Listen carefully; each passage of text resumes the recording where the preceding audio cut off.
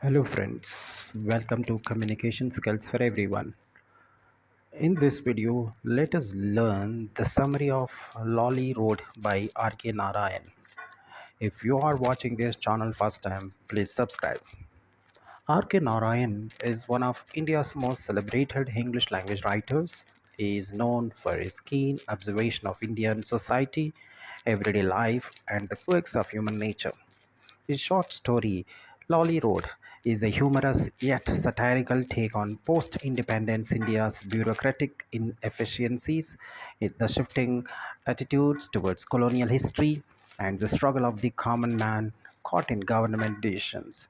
Set in the fictional town of Malgudi, the story revolves around an unmanned talkative narrator who unexpectedly finds himself entangled in an absurd situation involving the removal and subsequent reinstallation of a colonial era statue. Throughout wit and irony, Narayan paints a vivid picture of the unpredictability of administrative decisions and ordinary citizens navigating these changes. Malgudi, the fictional South Indian town where Narayan sets many of his stories, serves as the backdrop for Lawley Road.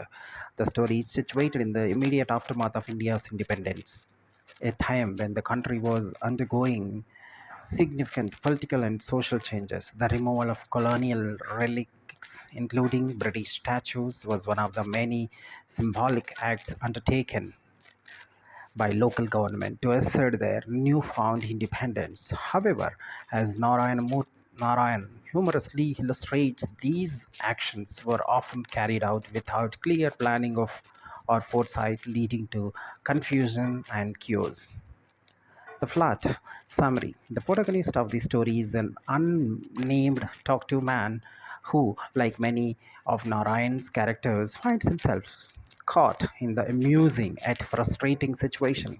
He owns a small shop on Lawley Road, a place named after Sir Frederick Lawley, a British official from the colonial era. One day, he hears that local municipality has decided to remove all colonial statues from public places as part of the movement to erase symbols of British rule.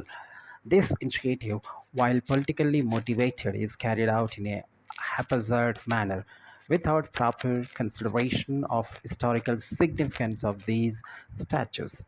The narrator's friend, the municipal chairman, informs him about the decisions and persuades him to buy one such statue, the one of Sir Frederick Lawley, for a nominal price of 30 rupees. The chairman argues that the statue has some historical value and should not simply be discarded.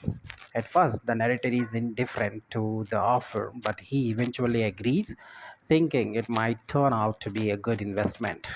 However, acquiring the statue is just the beginning of his troubles. The statue is massive and heavy, making its transportation an ordeal, challenging task.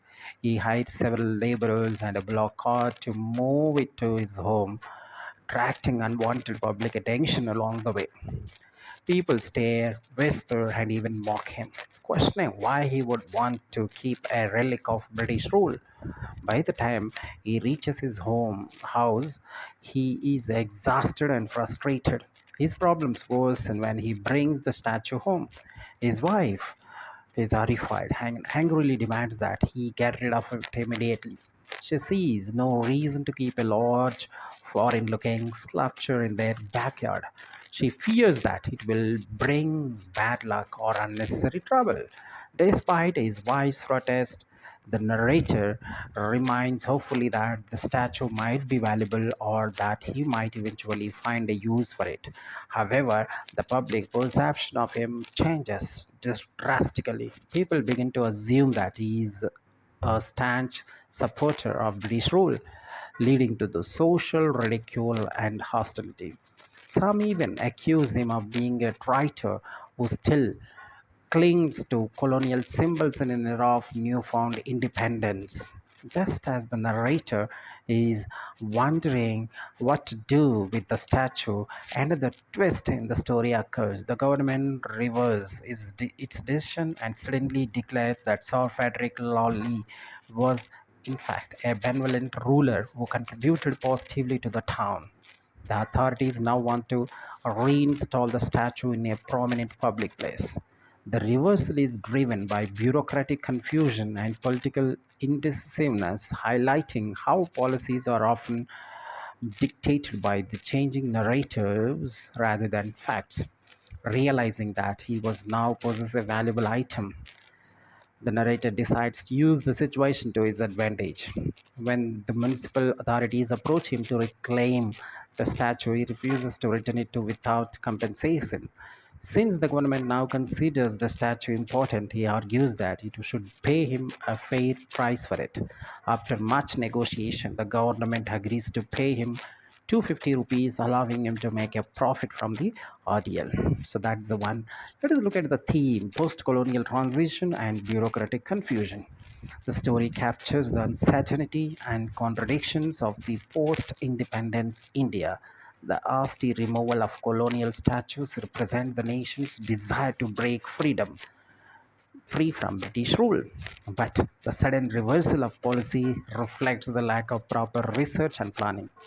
The government's inconsistency in its stance on Sir Frederick Lawley's legacy illustrates how political decisions are often made without deep understanding or long term vision. Second, irony and satire. Narayan masterfully employs irony to expose the absurdity of government actions. The protagonist, who initially sees the statue as a useless burden, ultimately profits from it due to bureaucratic flip flopping. The authorities' lack of direction, the townspeople's quite quick shifts in opinion, and the narrator's opportunistic maneuvering all contribute to the story's satirical tone. The struggle of the common man. Protagonist represents the everyday Indian who is often caught in the whirlwind of political and bureaucratic decisions. His experience highlights how ordinary people have to navigate government policies, social expectations, and changing historical narratives, often with little say in the matter.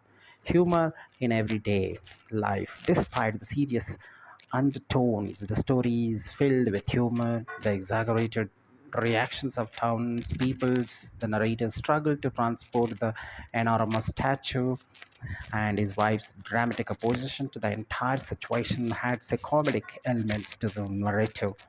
Narayan's ability to find humor in mundane struggles makes the story engaging and entertaining.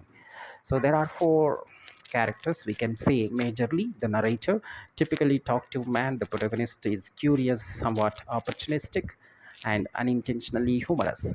His willingness to adapt to circumstances, whether it is buying the statue or negotiating for compensation, makes him a resourceful yet relatable character. Second, the municipal chairman, political, who represents the bureaucratic inefficiency and political opportunism of the time. His initial encouragement to buy the statue and the later reversal highlight the unpredictability of political decisions.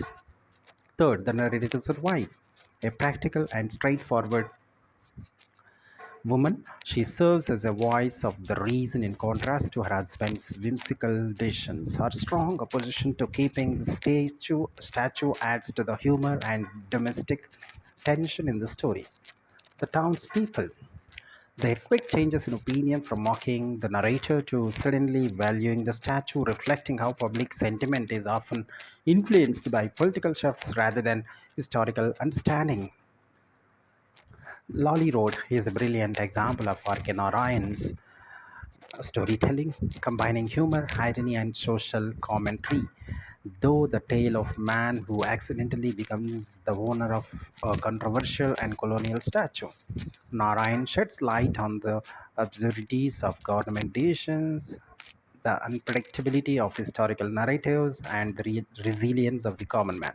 The story remains relevant today as it humorously illustrates how bureaucracy, public opinion, and politics continue to shape people's lives in an unexpected ways. With its engaging narrative and insightful themes, slowly. Road stands as a timeless piece of literature that reflects both the quirks and realities of post independence India. Thank you for watching. Subscribe Communication Skills for Everyone.